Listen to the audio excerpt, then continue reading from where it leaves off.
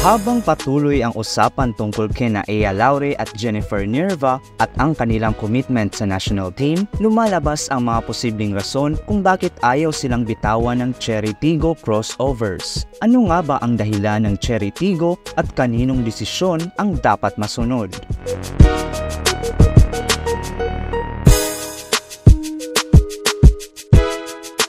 Una, kailangan nating maintindihan ang financial commitment ng Cherry Tigo sa kanilang mga manlalaro. Ayon kay Homer Saison ng Spin.ph, si Ea Laure ay tumatanggap ng 800,000 pesos kada buwan kasama ang isang sasakyan. Subalit, nagpaalala naman ang Cherry Tigo na hindi 100% sure ang rumors na ito at nagdedemand sila ng factual reporting at accountability mula sa mga sources ng balita. Ngunit ang tanong, sino ba ang dapat masunod? Ang club team na nag-i-invest heavily sa mga players o ang national team na nangangailangan ng kanilang talento para sa international competitions? Ayon sa Cherry Tigo, hindi nila sinasabing hindi nila papayagan ang kanilang players na maglaro para sa national team. Ngunit, kailangan nilang pag-usapan ito ng maayos sa pagitan ng federation at bilang team owner na nagbabayad ng malaking halaga para sa kanilang mga players. Sa kabilang banda, ang PVL ay wala namang problema sa current setup ng pagpapahiram ng players sa national team. Sa katunayan, suportado nila ang formation ng national squad, ngunit naiintindihan din nila ang sentiments ng team owners na gumagastos para sa mga sweldo at bonuses ng mga players. Ayon sa isang source mula sa Daily Tribune, some of them are cooperative, some are not. But the bottom line here is that they have the final say. They are the ones who are paying the salaries of these players. Isa pang punto para sa Cherry Tigo ay ang responsibilidad nila sa mga injuries ng kanilang players. Ayon sa isang source, ang mga team owners ang gumagastos sa pagpapagamot at recovery ng kanilang players kung sakaling ma-injure sila habang naglalaro sa international tournaments. They are also the ones who will spend if these players get injured while competing in various international tournaments. Dagdag ng source.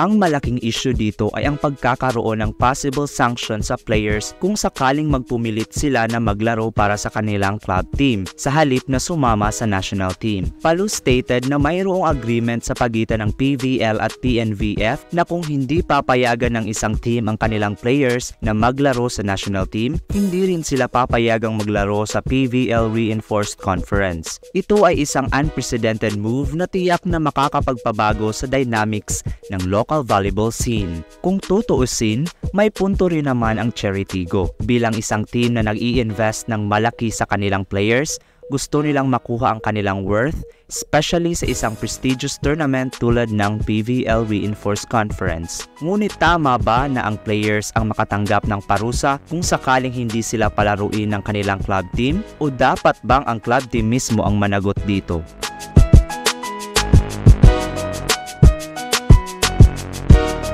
May mga nagsasabi na unfair ito sa ibang PVL players na sumusunod sa patakaran at nagbibigay ng kanilang serbisyo sa national team.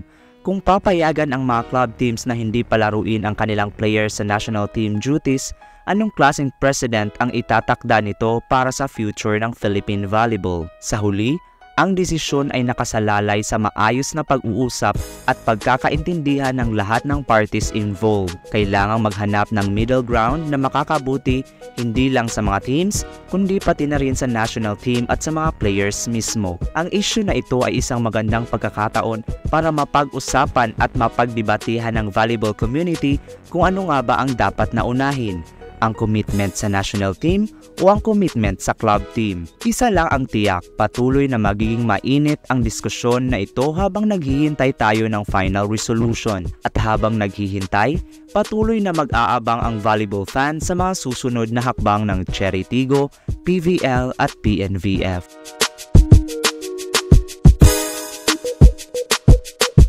Sa kabila ng lahat, mahalagang tandaan na ang mga players tulad nina Ea Laure at Jennifer Nerva ay nararapat lamang na bigyan ng tamang suporta at respeto, hindi lamang ng kanilang teams, kundi pati na rin ng buong volleyball community.